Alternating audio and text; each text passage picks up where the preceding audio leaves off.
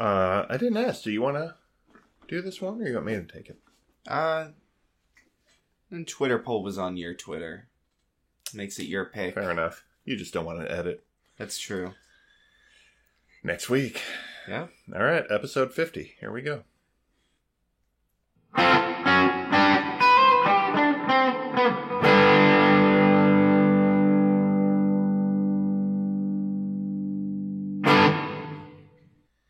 Hello and welcome to the Picture Show with Austin and Phil Rude. I am Phil Rude. I'm the dad. And I'm Austin Rude. I'm the son. Every week we watch a movie and then we get on mic and we talk about it. That's right. And we've been doing that for 50 weeks now. 50. This is our episode number 50. Yes. Yes. So, milestone. Good job. We made it. Been a pretty cool road. Okay, expect us to just fizzle out. That's it. That's it. All right, we made 50. Yeah, I mean, plus special episodes. We have our recent interviews. We have, we've done some extra movies here and there. We did our banned books special last year, which sadly we did not. I put that on me. I didn't block time out to make sure that got done this year. This year was a little more busy. Yeah, I kind of lost my scheduling. Not that I had a great grasp on that to begin with, but right. Hopefully next year we can bring the banned books episode back because I really like talking to Amy, and getting a librarian's perspective on that and championing some books that people are trying to keep down. Banned literature is important in general. I like For all sure. of our little extra things that we do. Yeah. Our recent interviews with JF and Amy have been well received, and we appreciate everybody who's listening to those. And they've been really fun to do. So whoever we can kidnap for an hour and force to That's talk right. to us, that's right. We'll We keep that going. hold you hostage and force us to listen to us go on tangents away from what you want to talk about. But thanks to both Amy and JF for being good sports about that. of course. On our Twitter poll, we're doing our viewer's choice, let's call it. Our final Halloween movie. It is our last Halloween movie, and this was voted on by the people. So For the people. Train to Busan narrowly won out over Little Shop of Horrors, the 1960 original. The non-musical. Non-musical. But we had another movie on that poll that finished a not distant third, but there was quite a gap. But it did just come out as we're recording this a couple days ago. And we watched it. We watched Halloween Kills. That's right. The sequel to a sequel? Sequel to a sequel / soft reboot.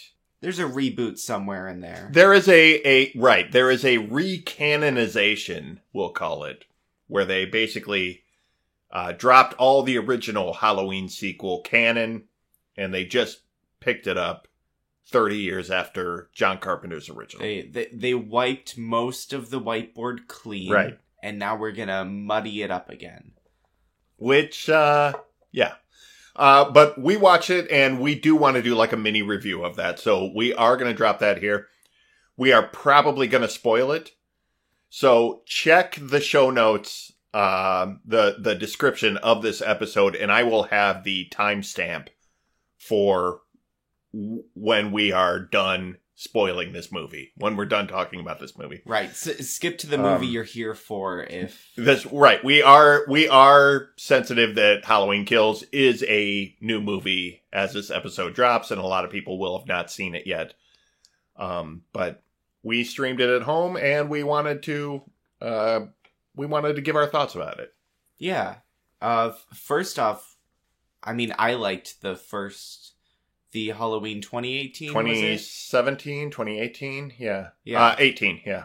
Yeah, I liked that one a lot, so I was excited for this one. I was too. I like that they're sort of breathing new life into the franchise. They're getting people excited about it. 2017's Halloween was fun. in the same way that I feel like original Halloween is fun. It's got the iconic people in it that you want, and it still keeps that scary suspense element that manages to be fun. Yeah, they make Michael Myers just creepy and like superhuman, kind of. Right. Like a legend. Which he's kind of always been. You know, like that's the slasher MO. But then we get Halloween Kills. The follow-up, which follows immediately on the heels of 2018's Halloween. It's the same night. It picks up it picks up immediately after that. These two movies are like one night. Yes. Like the original Halloween, Halloween 2. It's following that same pattern of this just carries over. And what did you think of? Do you want me to lead? Do you want me to take the heat? No, I'll go straight up. I'll say this movie is messy. Little disorganized. I don't... Much like a crazy lynch mob. Yes. Yep. But I don't know. I feel like there was a lot going on here, and there was no focus to what they wanted to do with this movie. Yeah.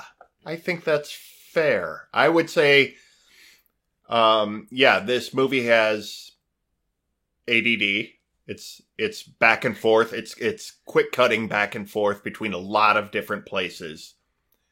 And when it gets focused on what it wants to do, it's hyper focused, where it's just spelling it out. This movie doesn't know how to show you what it's about. So it just ends up with Jamie Lee Curtis in her hospital room monologuing and telling us what it's telling about. The cop, but really telling the audience what this movie is about. And it's like, yeah, we got it. Like, I did not enjoy this movie. I think this movie lacked every bit of fun that a Halloween movie is supposed to have.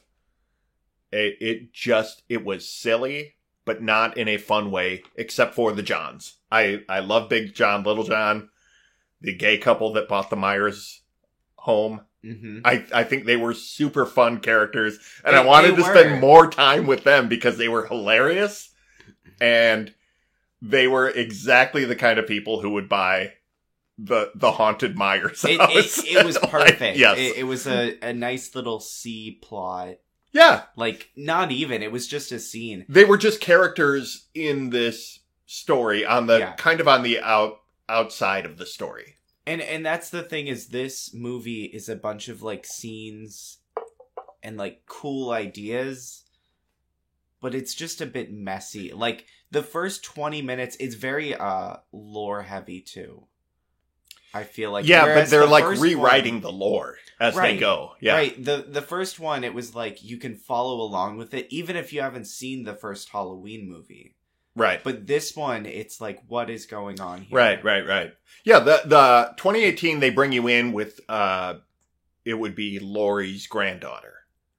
So it's almost like you're coming in with this character's perspective of, I don't know what happened back then. I know the gist of it, but this is my crazy grandma and she's obsessed with this psycho serial killer. And that's where it picks up and that's what it's about and that's fine. In this one, they go back. They have these weird flashbacks to, like, the night cops, of the original murder. The cops that were running around, like, trying to catch Michael Myers. It's just it's so messy. They have CGI Loomis, which is weird.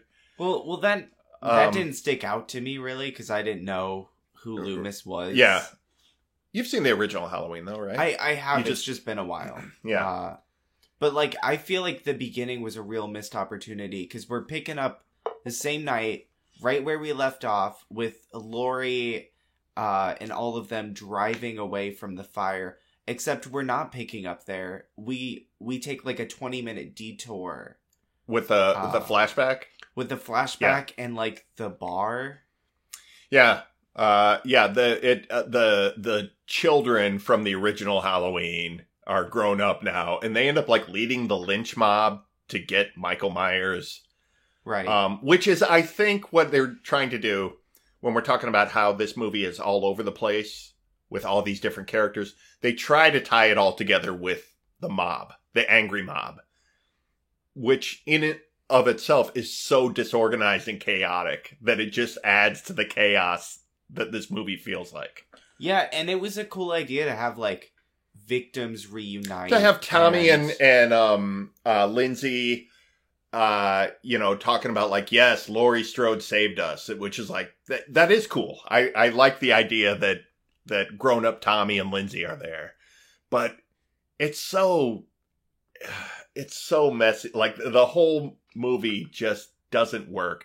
I don't think it's scary. I don't think it's suspenseful. I think the kills are silly. Like, for the most part, like, he gets that woman to shoot herself in the face.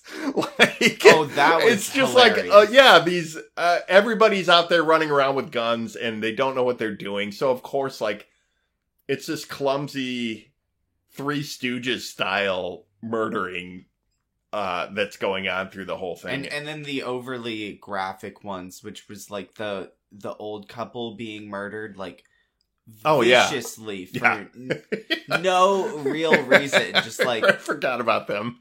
Yeah, Lenny Clark and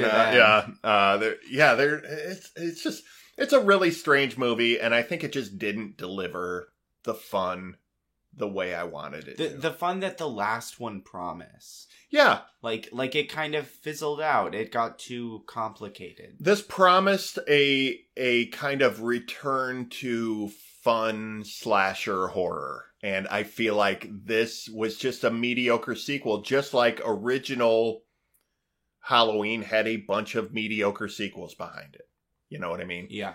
And I think I wasn't sure because I watched the original Halloween like the night before. And then the next day, like, the Rob Zombie remakes were on. Okay. And I watched those for the first time. I've never seen them. And I felt the same way about those. Like, these are graphic violence, but they're not any fun. It's not scary in that I want to be scared in a fun way. It's just dirty and gross and graphically violent. And I realized, like, that's what a lot of, like, the Rob Zombie audience, it's totally valid. There is a crowd that likes that. Mm-hmm. But for me, I'm like, these are not fun slasher movies like I want this franchise to be. That's some slasher movies, you can, like, see how they were written out. Like, I want this to go this way and this super violent thing to happen. And it's, like, so manufactured that it just doesn't capture, like, the fun. Yeah. I feel like that's more of like a Halloween Kills kind of thing. Was they were just trying to have all these moving parts, but it didn't equal up to what they wanted it to equal up to. Mm-hmm. Like Rob Zombie has this, he took a darker turn where it's just sort of like, this is a portrait of evil portrayed in the most dark way I can. Not like, he wasn't trying to have fun with it, I feel like. You know what I mean? Is that like the one where he has, like, Michael Myers as a kid, like, torturing, like, animals and stuff? It's a lot of Michael Myers' backstory, which is sort of like... I saw half of that, like, on cable. Yeah. Not interested. I will say Malcolm McDowell as Dr. Loomis is really, really good in the Rob Zombie one. He's sort of like the best part of it, because Malcolm McDowell kind of rules, but... Okay. Yeah, that movie as a whole is not fun, and I just felt like Halloween Kills was not fun either. It just sort of fell so short for me. Yeah, like especially really when they're hyping up the mob at the hospital. God, what a madhouse, man! And the what is it, like, the homeless man or the other escapee? There's another, gets, like, mistaken for him, but, like, it's so ridiculous. Oh, it totally is, because he's this tiny little fat man, and they're like, that's him!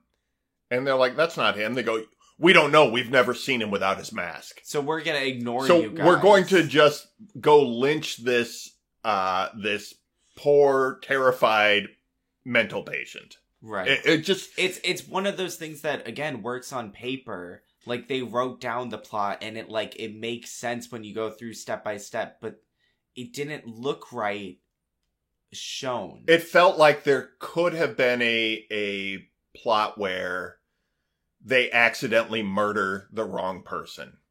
And then, like, they could have dealt with that. Nobody dealt with that in this. Yeah. They just were like, oh, wrong one. All right, let's keep going. Like, they just, but yeah, big spoiler alert. Michael gets up and murders the entire town, basically, at the end, who is trying to kill him. And it is kind of, I do like that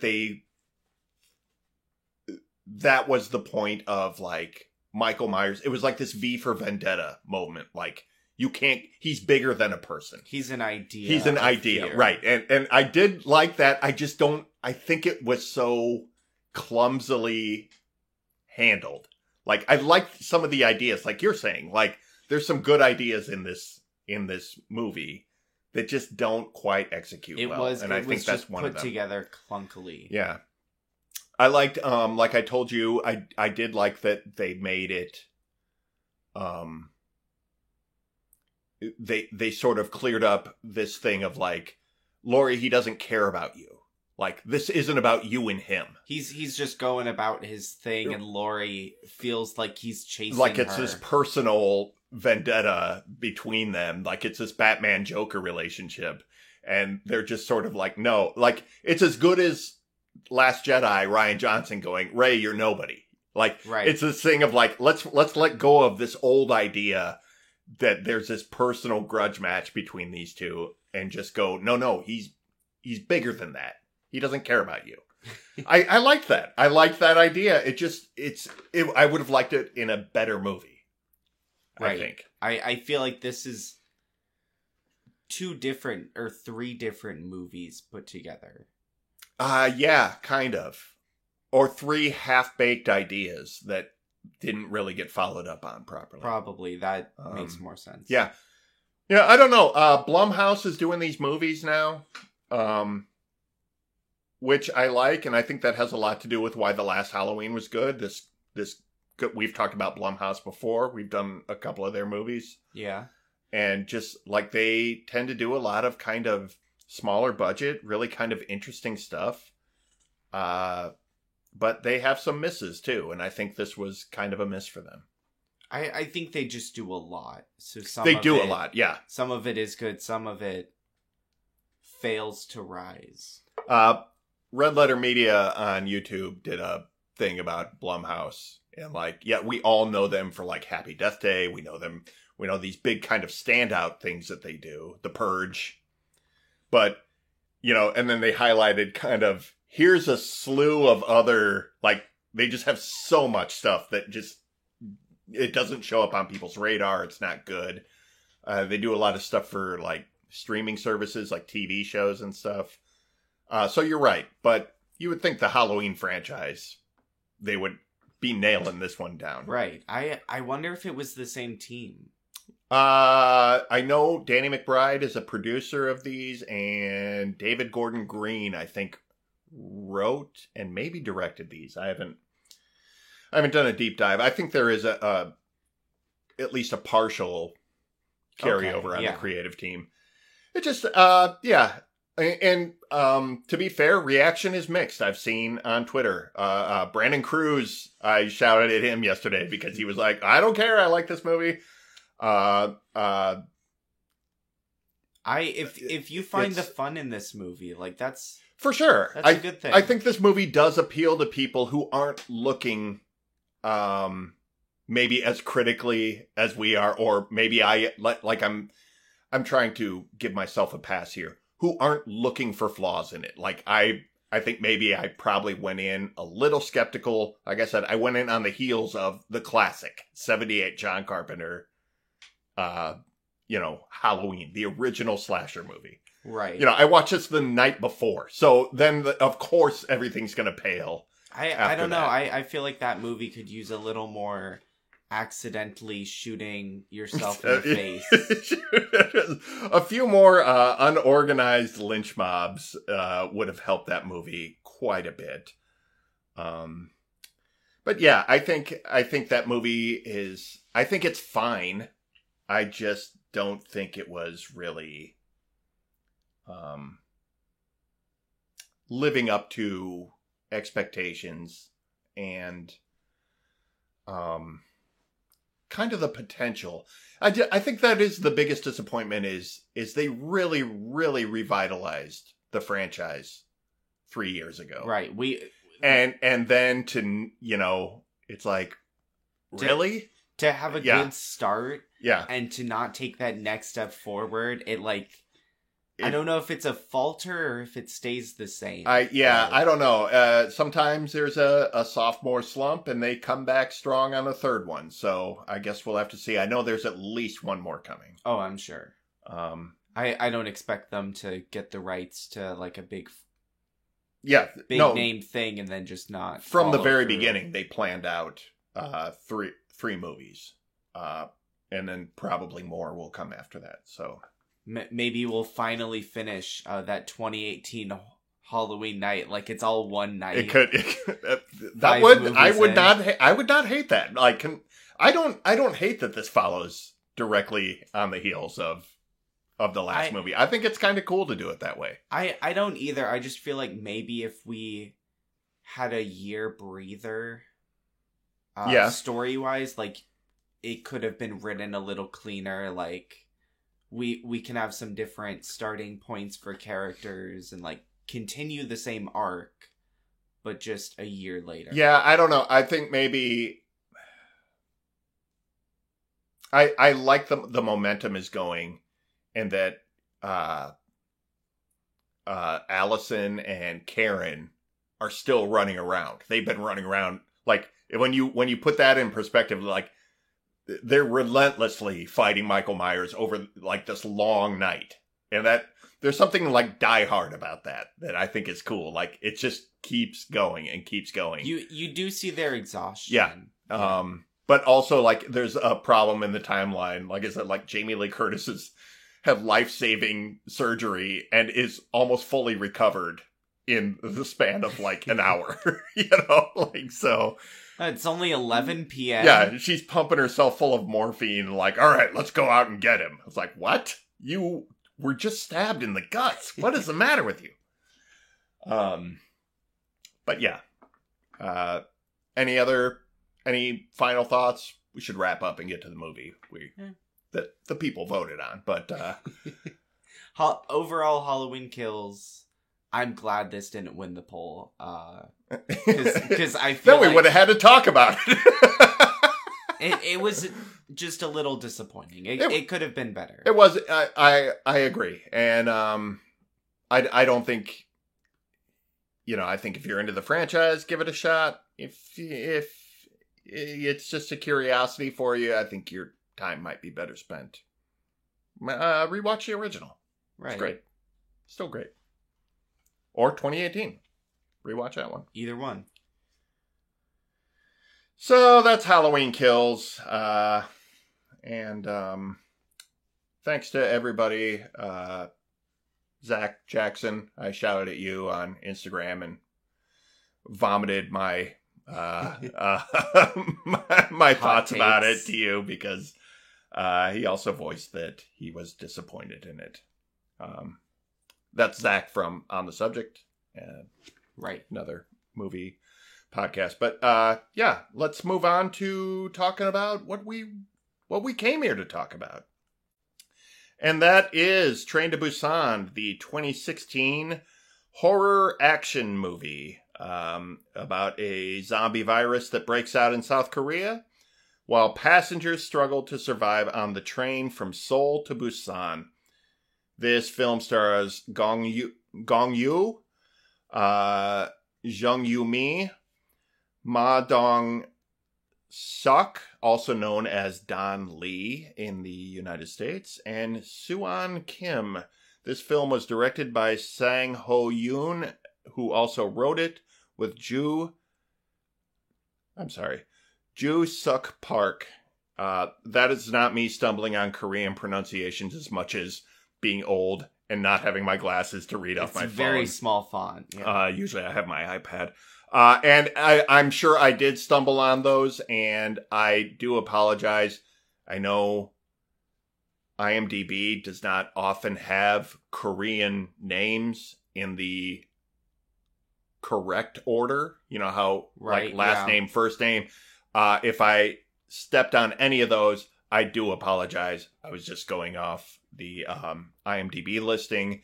Please feel free to message me with corrections or any helpful hints on pronouncing Right. A pronunciation guide. Korean or Asian names in general, which I I tend to stumble on. I did watch all of Squid Games and not know a single character's name. Yeah. I did suffer from that here as well, where I was just like the dad, the expectant The father, little the girl. pregnant woman, Pregnant yes, woman, yes. the Old dickhead ladies. businessman, the Korean Golden Girls, yes, all of those people. But I think that is kind of the gist of this movie. At the same time, like, it's sort of broad strokes caricatures of people who we gradually get to know over the course of them surviving together. Oh, I think every character in this movie is, like, developed to be a unique person. For sure. But at the very beginning, we're only getting these sort of broad strokes. You know, oh, he's a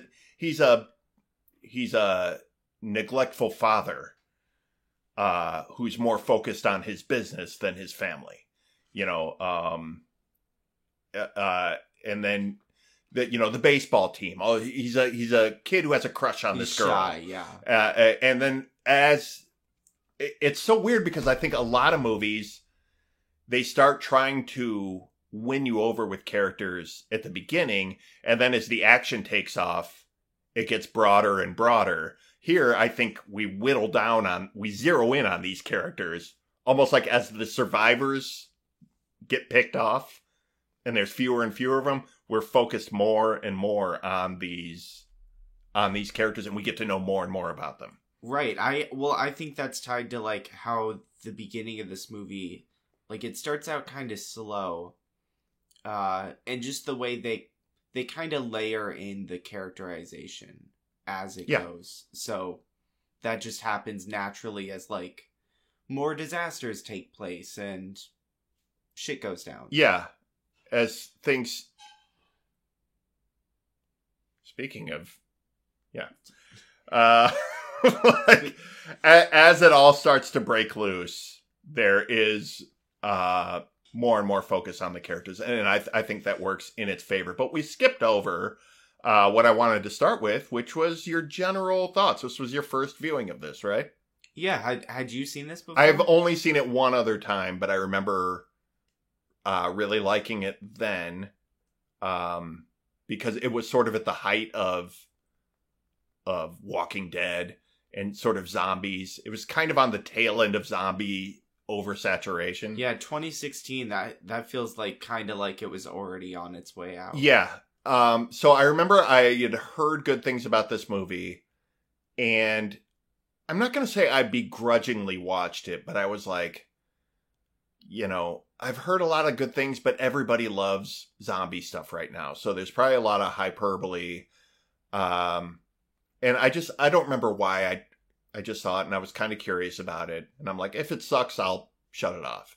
And I turned it on and I was shocked that I was over zombies by that point. I was done watching The Walking Dead. I was done reading the comic The Walking Dead.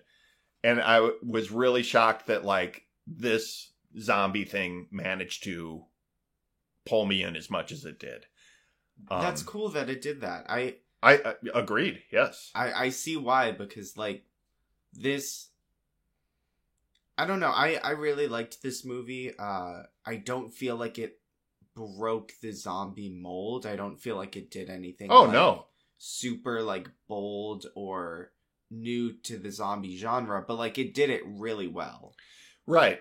What do you attribute that to? Because, I mean, you can take zombies and put them in any setting where people are closed in with them. And that's a zombie movie, Yeah. Night of the Living Dead, Shaun of the Dead, whatever. You're trying to keep zombies out of this place you're trapped in. Like, that is the zombie formula. But some of them do it really well. Some of them are really boring. What do you think?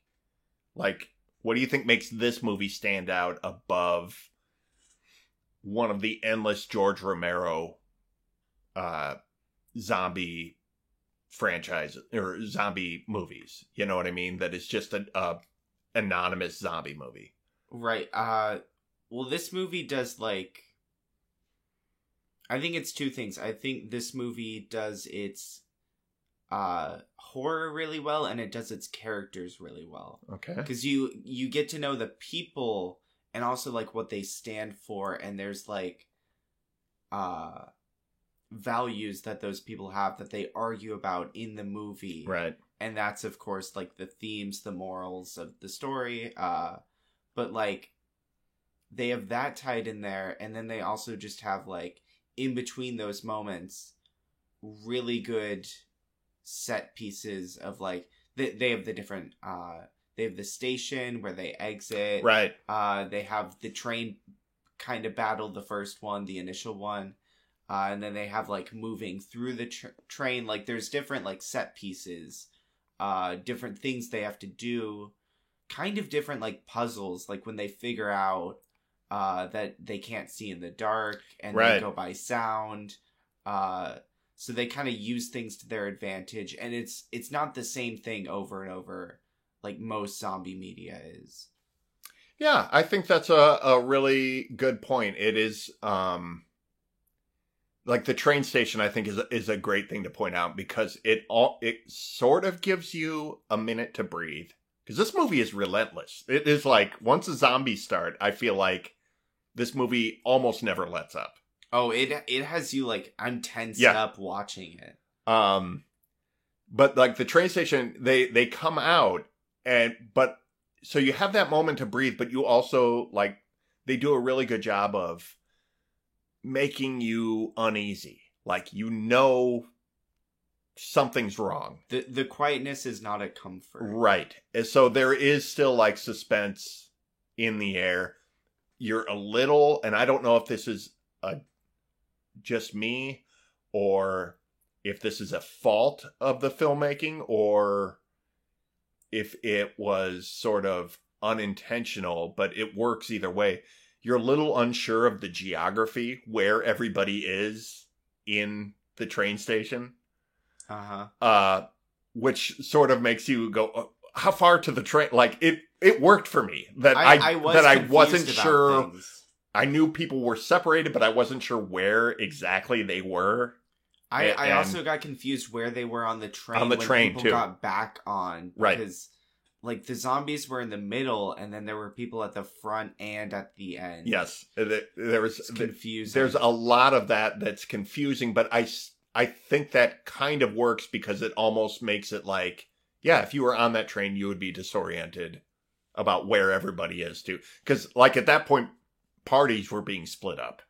Yeah, I would get lost in that station and board the wrong train.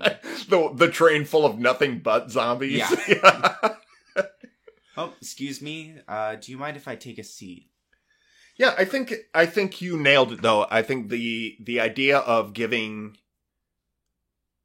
characters and giving characters conflicts, both like the old businessman who turns out to be, like, the bad guy. Pure evil. Yeah. Yeah. And their conflict with him versus the dad and the expectant dad. Let's see, Gong Yu, who is the main father. The main character. Who's kind of selfish and sort of learns to be less so throughout the course of the movie. Right. When the danger starts, he's telling his daughter, like, look out for just yourself. Yeah. It's we need just about us. we need to take care of ourselves.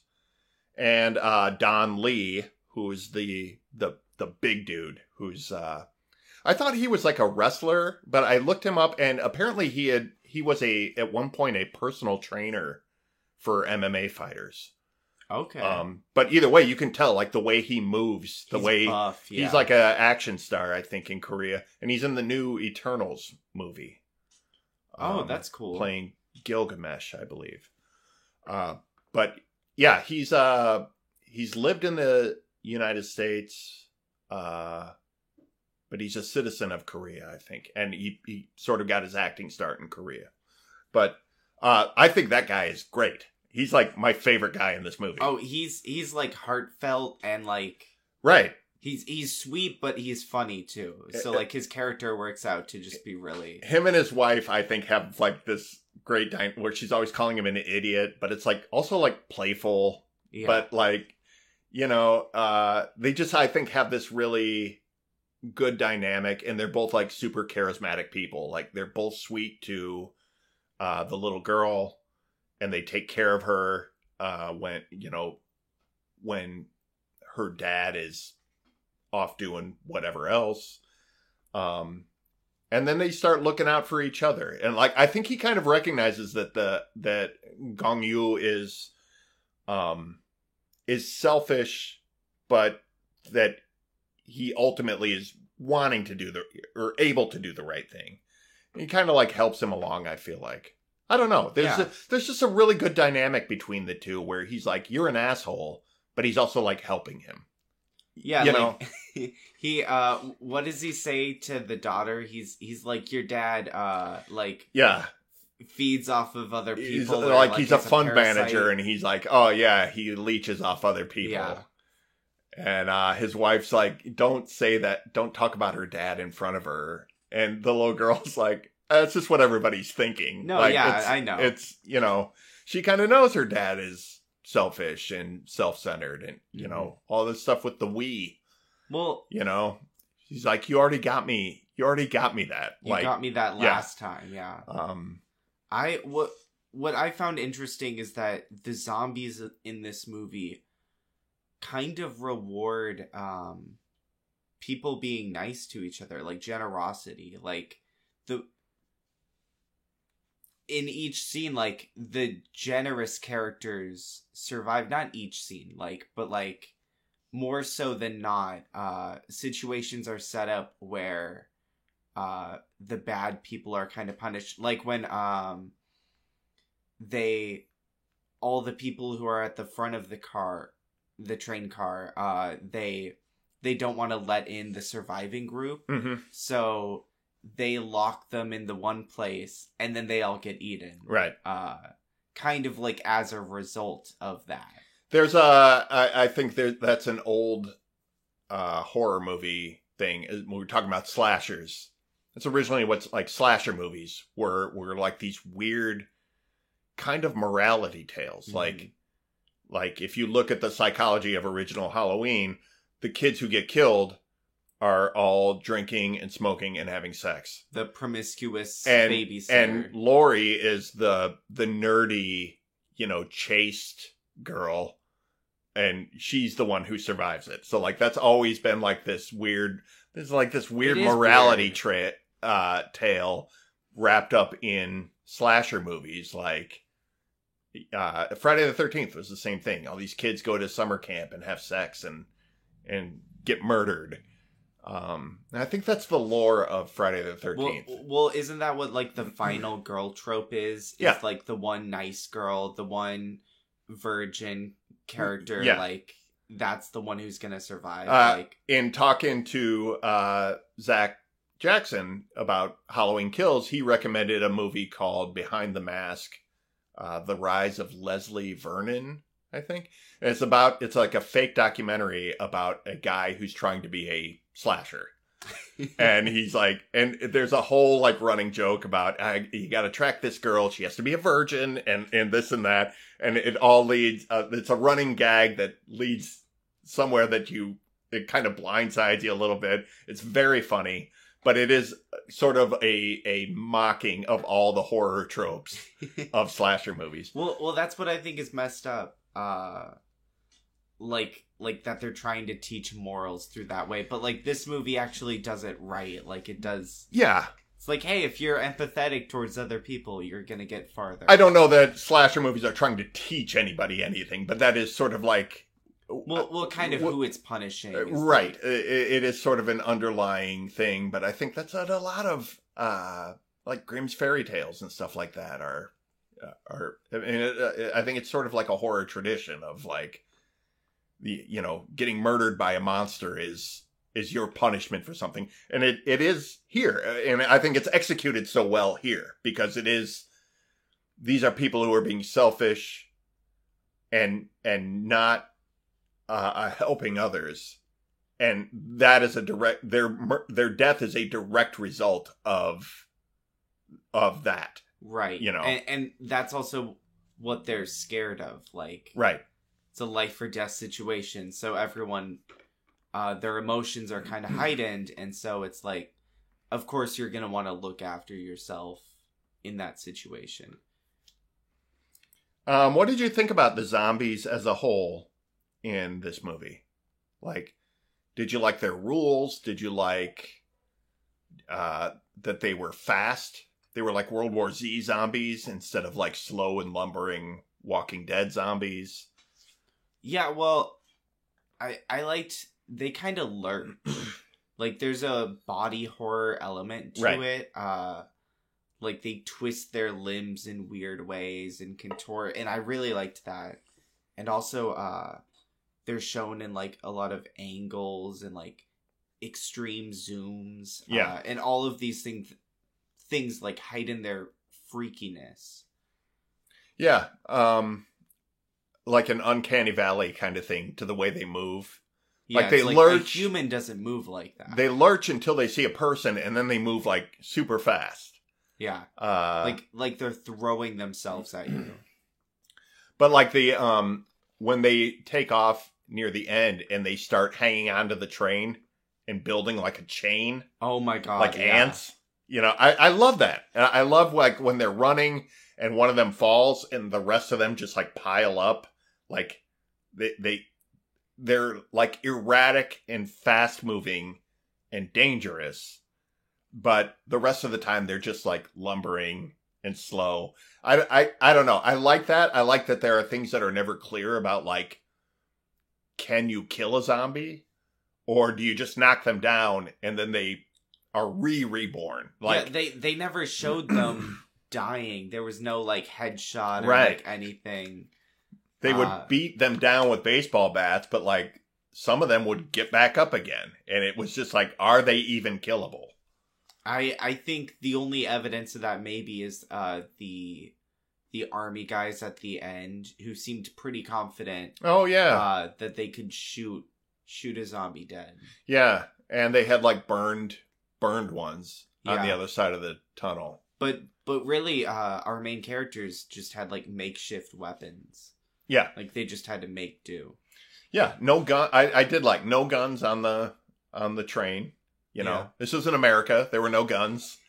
Just like baseball bats. Good thing that baseball team was there, by the way. Oh yeah. I mean they all died pretty quickly, but yep, they left a lot of bats. A lot of bats. The baseballs that distracted the zombies in the tunnel.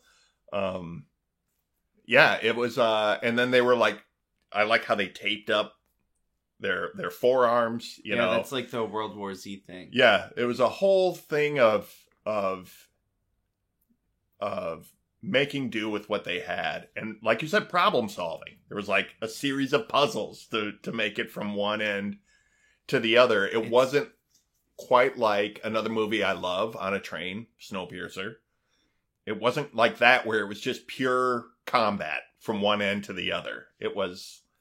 There's strategy here. Yeah. It's a zombie train escape room. Oh, yeah. Right? I think that is it. That is what we're dealing with. But, yeah.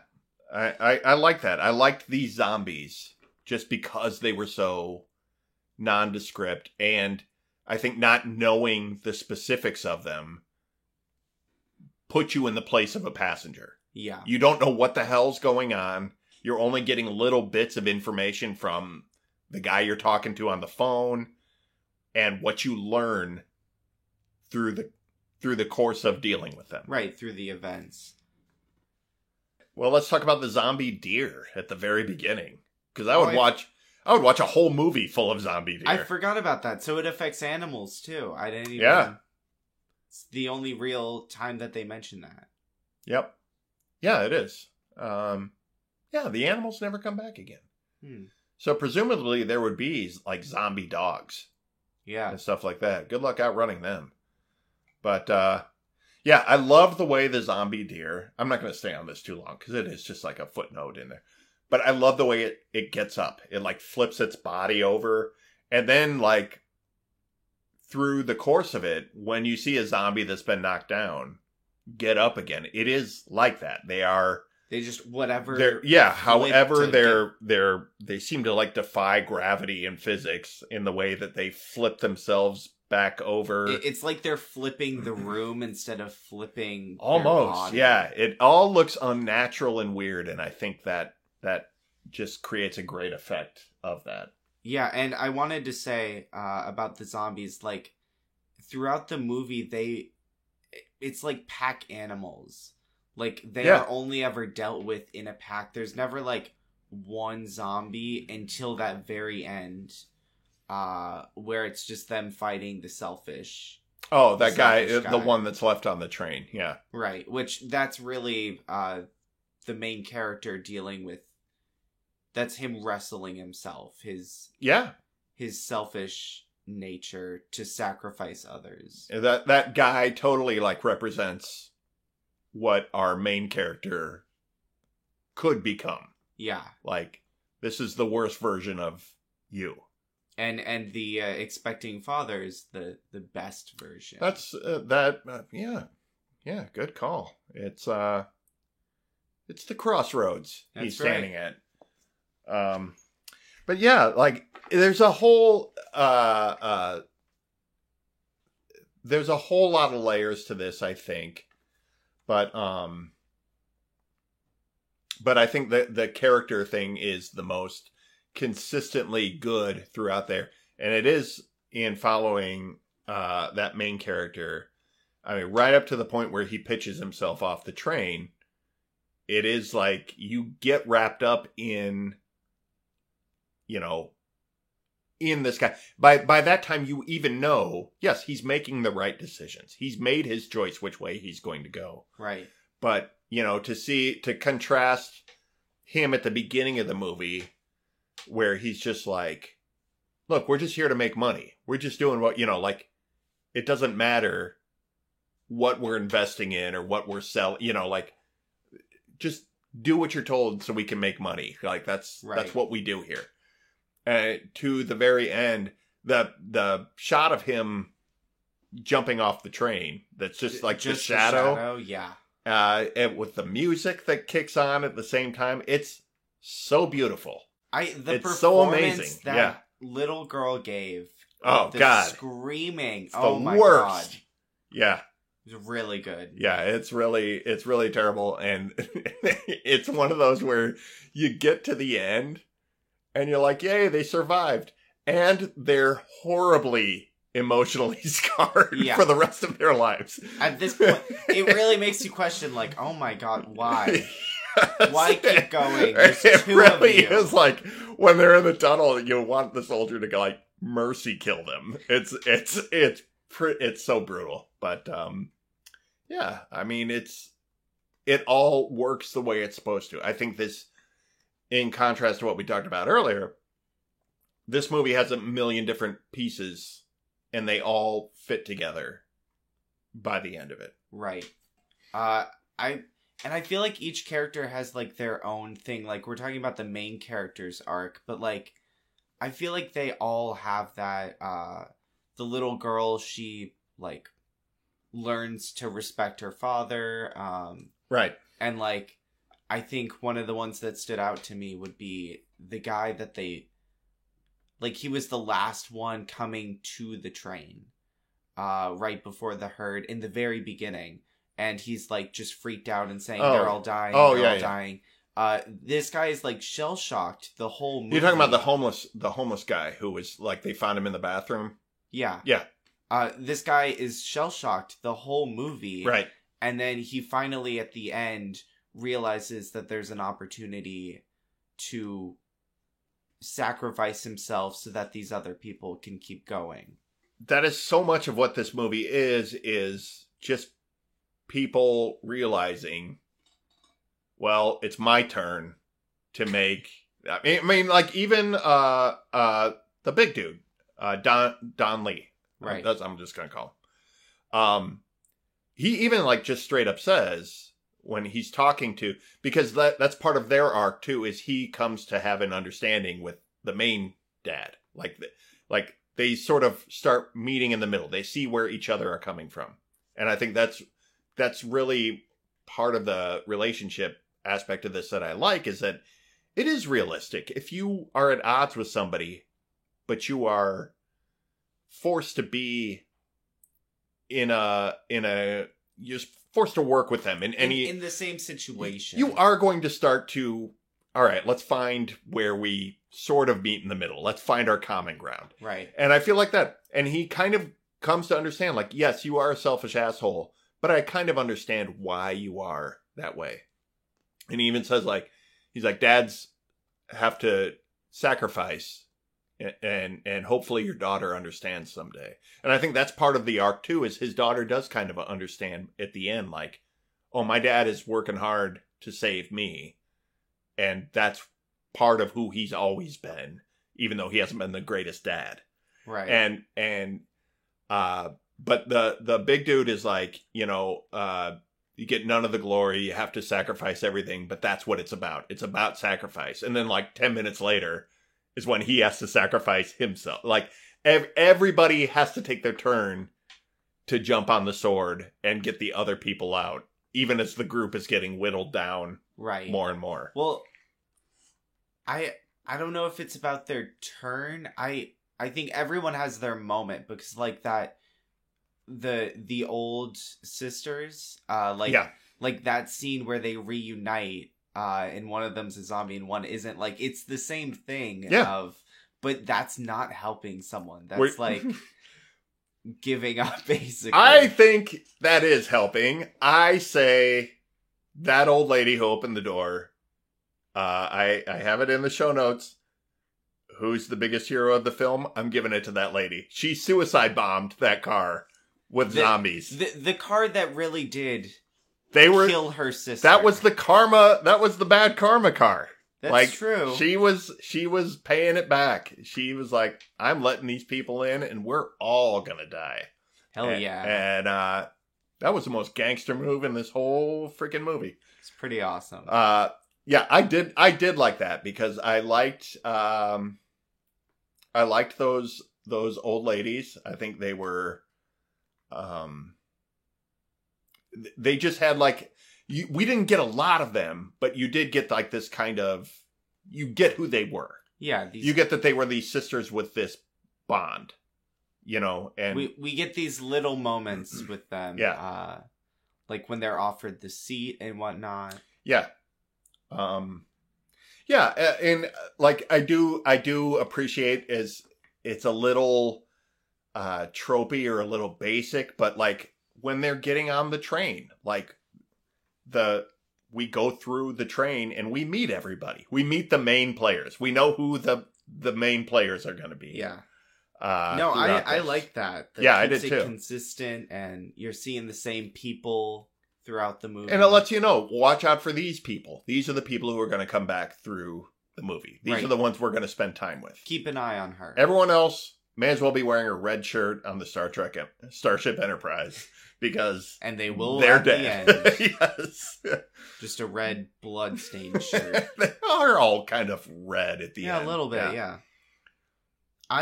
As emotional as this movie was, I feel like it was a lot of fun. This movie is a lot of fun. Yeah. It's just a fun ride, and I think that's like you were talking about, like this movie really like blew up when it first came out. I feel like that's why. Well, I mean, you've talked about Squid Games, and everybody's talking about Squid Games right now, and I feel like this is one of those things like that came from Korea, and it caught on really big in the States for whatever reason. It just caught, maybe not huge. Like, I couldn't, say to like my grandma, have you heard of this movie? Well, I mean, she's dead now, so of course she hasn't heard of this movie.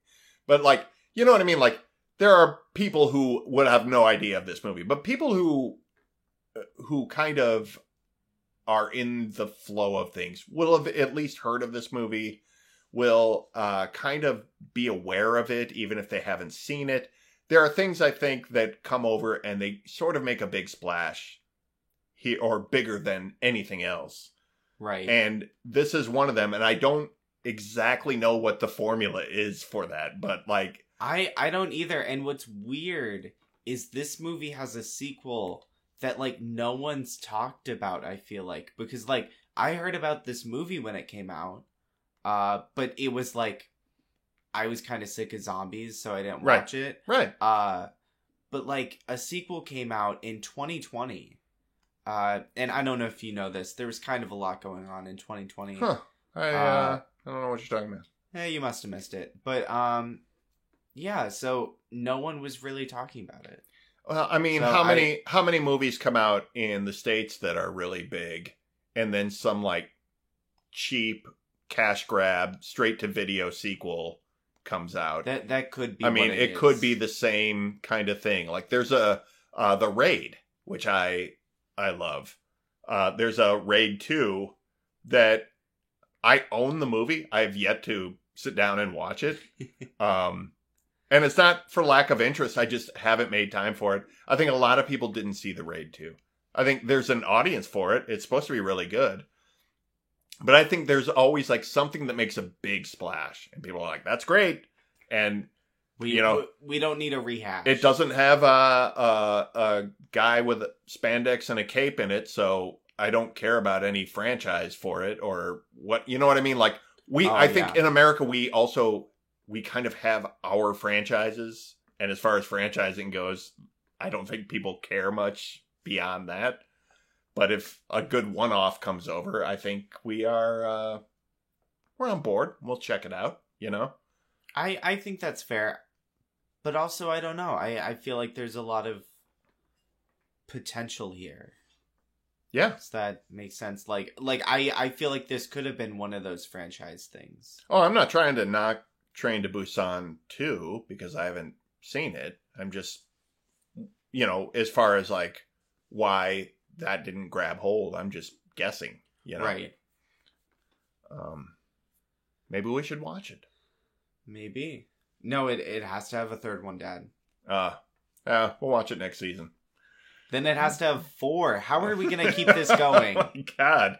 This is Oh not man, sustainable. can you imagine if we had to keep with by the time we're Season 7 watching, it's just Harry Potter. oh my God, no.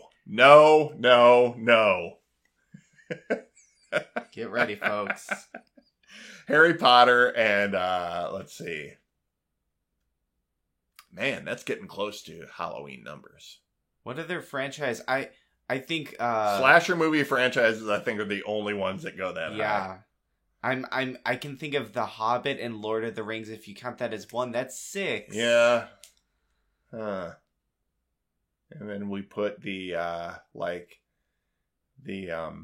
Ralph Bakshi Lord of the Rings from the 70s, the animated one. The animated one, yeah, sure. And then that could be our 7th one. My God, the amount of hours just watching that. Oh boy. That's my pick for biggest hero is the old lady who opened the biggest door. Villain. How about well, who's your biggest hero? Oh, I don't. Who had the best sacrifice? I would say probably little girl when she gives up her seat. That is pretty good. She does a lot there. That actually is a great character moment, I think. It is, yeah. I shows think that, who she kind of is. Yeah, absolutely. Biggest villain. Who you got? Is it the zombies or is it the old businessman? It's definitely the old businessman, but I also think the conductor who got off the train to help him. Come on, I man. know. Come on. You're gonna help anybody. That guy? Right? Yeah, that's terrible. Yeah, there's I hated the old businessman, but I also hated like he was like a conductor on the train who was like helping him. Right, the steward. Yeah. He was just kind of like Yeah. afraid of being Karen'd or something, so he just like went along. They had a real Smithers, Mr. Burns energy going on there. They did, yeah. Yeah, none of it was good, but yeah, that old man, total dick. Love to hate him. Loved it when he died. Oh, yeah. I don't even know if he died. He just got shoved off the train. It was going pretty fast. Yeah. I think so. They are zombies, though. As we've established, we don't know what kills them. Maybe he's the big bad of the Maybe sequel. that's what Train to Busan 2 is.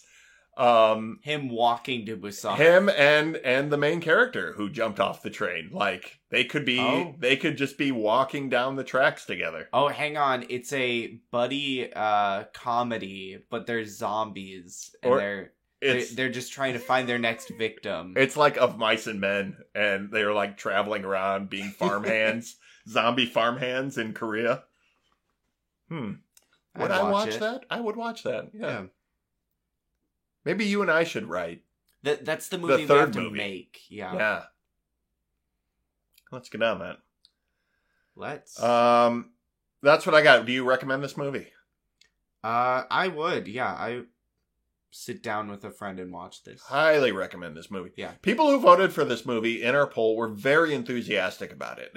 I think people would vote on it and then start cheering for it. I can see why. Yeah. I think people really have a spot in their heart for this movie. Like you say, the Korean things that come over are things like this, Squid Games, of course, The Host, Parasite. These things that sort of catch hold over here. I do want to shout out again TV's Travis. They recently did an episode on The Host. Check that out. Because The Host is a super, super weird movie. I've never... It's weird, but it's kind of funny and kind of sad and kind of scary. Huh. But not really that scary, but kind of fun. It's all of these things, and it's a real mixed bag. And I also want to shout out our friends at the Movie Go Round podcast, because I know they covered Train to Busan. I don't even know when, but I'm positive they've covered it, and they do a great job talking about movies over there. Especially Nicole Davis is super knowledgeable about foreign cinema, so she's great to listen to. Super cool about stuff like this. So check them out as well. Not to sell us short, I just don't have the wealth of knowledge of Korean movies. I think it's okay to say that we don't have that. Yeah. No, I'm not claiming otherwise. But yeah, Nicole can kind of go deep on that stuff. Nice. I totally recommend, aside from those two podcasts, I do recommend this movie.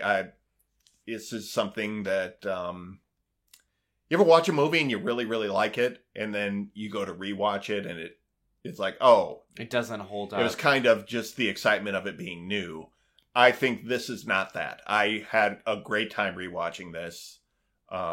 Knowing how it plays out, I would watch it again. Yeah, I knew that I didn't remember everything, but I remembered a lot of high points, and it's hard to forget that shot of the shadow of him falling off the back of the train.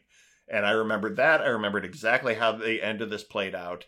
And it takes nothing away from the experience of watching it again. So, totally recommend this. This is a great Halloween movie. Thanks to all of our listeners and everybody who voted in our poll. Seriously, thank you guys. No matter what you voted for, we really appreciated you guys weighing in on this and helping us pick it, and for landing on something so great that was so much fun to watch. That's right. Are we moving on to shout-outs? You got a shout-out this week? Yeah, I am going to be shouting out a bit of a weird one, but this episode is coming out last week of October on Halloween. Is this coming out? I think it's the Sunday of I think Halloween is Sunday. It is, yes. You are listening to this on Halloween if you're listening to it the day it airs. Ooh. And something else comes out on Halloween, Doctor Who. Series 13, which is a 6-episode single story. It's just one story called Flux that we have no idea what it's about. But it's airing starting Halloween. So if you want to hear me talk about that, find my Doctor Who Twitter, Old Who Review, and watch Doctor Who on whatever you have, HBO Max. It's on BBC iPlayer. I don't know where else it'll be, but yeah. That will be actually, this episode will be out the Monday before Halloween. So, okay. As you're listening to this, it is this coming Sunday. It's gearing Halloween up for Day. It will be out. So that's Doctor Who Flux. That's right. What are you shouting out? I am shouting out a piece of music I picked up this week. This is Georgia Blue from Jason Isbell. Leading up to the 2020 election, and there was a lot of dispute over which way Georgia would turn, and Jason Isbell, the alt country musician, said that if Georgia went blue, he would make an album of covers of Georgia artists. And nice. He did. He dropped that this week, and it is full of so much good stuff. Night Swimming from REM. He's got It's a Man's World. He's got Midnight Train to Georgia, In Memory of Elizabeth Reed from the Allman Brothers. It's a really, really great album. I've been playing it most of this weekend, and its proceeds go to benefit Black Voters Matter, Georgia Stand Up, and Fair Fight. Fair Fight is a pro-labor nonprofit. So that sounds like they're trying to help workers' rights kind of thing, and then the other two suppression. are about stopping voter suppression and making democracy available to everybody. That sounds really cool. And it is really, I will have the link from Jason Isbell's website, which has it listing of everywhere you can get it. You can stream it. I recommend purchasing a copy because those proceeds are going to good places. But it's a great album. He has a lot of great guests on there as well, guest vocalists, guest musicians. It's really, really good, and I cannot recommend it enough. It sounds like a really symbolic, just of a good cause. Well, it's nice to have an election promise fulfilled. That's because it wasn't made by a politician. You can take that as a shot from whichever side you want to, but it applies all the way around. So, it takes a country, an alt country musician to fulfill a campaign promise, but he did. And I think anybody who is doing that and helping to fight voter suppression from especially marginalized communities is a good thing. Those links will be in our show notes. Please check them out. We want to thank you for listening to this episode of The Picture Show with Austin and Phil Rude. If you enjoy our show, please leave a review on your podcatcher of choice. It helps our visibility. It helps us grow the show. That's right. Another way to help us grow is to tell friends about us. Whether they live in South Korea or America or anywhere on the globe or out of the globe. Aliens, feel free to listen. Not you, Bezos. Tell your friends. Oh, no. He doesn't count. He's actually on the banned list, so Oh, all right. Spotify has Not- a little picture of Not him. welcome. He will never be a guest on our show. That's right. I think we're going to make that bold statement right now. Yeah. That's right. Unless he gives us $1 billion, $1 billion. I will 100% sell out all of my morals. It's the American way. Speaking of billionaires, next week's movie is Batman Begins. We are kicking off our third trilogy with the Christopher Nolan Batman trilogy. That's right, and that'll be my pick. That's right. So I will be taking the lead and editing those. I will be an Alfred to your Batman. That's right. Where's my Batcave? Anyway, we're not there yet. That's right. Batman Begins next week. Looking forward to it. Austin, what is your social media? All right. I already shouted out my Doctor Who Twitter, but my plain old regular Twitter is Austin N. Rude, and you can find me there. I am philrude.com. You can get all of our episodes there. Hopefully, I will be caught up by the time. And I am posting the artwork that I make for these episodes. I am posting them in groups. You will buy... I'm making them available as a package. So if you want the Evil Dead artwork, they will all three be together. Instead of being $50 a piece, it will be all three for $100. So there is added value in that, and you get the set. So I will be posting them as trilogies for three. You will get 3 separate pieces. That'll be cool to have, like, you can frame them all and... Yeah, suitable for display. My Evil Dead wall. That's right. So, yeah, that's just a side note on how the art is working this season. Aside from that, I'm at Phil Rude on Twitter, at PhilRude75 on Instagram. So you want to read the credits? Sure can. We did everything ourselves. Well, there you have it. We'll see you next time on The Picture Show. See you guys.